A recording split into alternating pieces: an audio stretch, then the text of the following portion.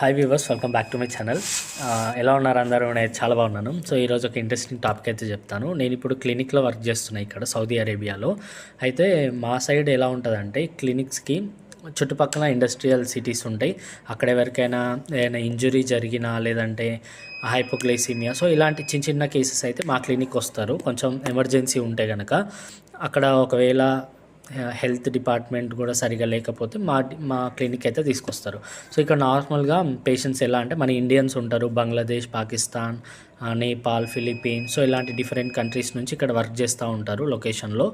So మా clinic అయితే అప్పుడప్పుడు వస్తూ ఉంటారు. సో ఈరోజు ఒక పేషెంట్ వచ్చిండు. అడిగిన ఆప్ కిధర్ సే హై, క్యా కామ్ కర్తీ అంటే నేను ఇండియా తెలంగాణ అన్నాడు. ఇక్కడ అంటే సూర్యాపేట మాది. మీ ఏజ్ ఎంత అని అడిగిన. 65 ఉంటుంది, 65+ అన్నాడు. ఏం వర్క్ చేస్తావు అంటే ఇక్కడ ఎలక్ట్రీషియన్ లాగా చేస్తున్నా, 6 years అయింది నేను ఇక్కడ వచ్చి. ఇండియాకి వెళ్ళాలంటే మనసు ఒప్పట్లేదు, ఎంతో కొంచెం ఇక్కడే కొంచెం సెటిల్ అంటే అతను 65 years ఉన్నా కానీ ఇక్కడే వర్క్ చేస్తున్నా అంటే నాకు డౌట్ వచ్చింది.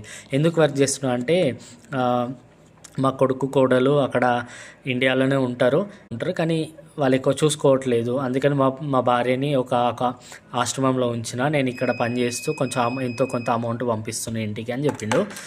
మరి మన్మరాలు లేరా, వాళ్ళు చూసుకోరా అని అంటే వాళ్ళు ఇప్పుడు చిన్నపిల్లలు, ఇప్పుడు 10th class అట్లా చదువుతున్నారు. నాకు కూడా వాళ్ళని చూసుకున్నప్పుడు ఇట్లా మీలాగా చదివించాలంటే చదువుకుంటేనే వాల్యూ ఉంటుంది ఇప్పుడు, లేదంటే మాలాగా ఇట్లా కష్టపడాల్సి వస్తుంది అని చెప్పిండు. నాకు అనిపించింది education is the most powerful weapon in the world అని. సో కొంతమందికి చదువుకున్న కానీ జాబులు రావు, కొంతమంది చదువుకున్న తర్వాతే జాబులు వస్తాయని ఫిక్స్ అవుతారు.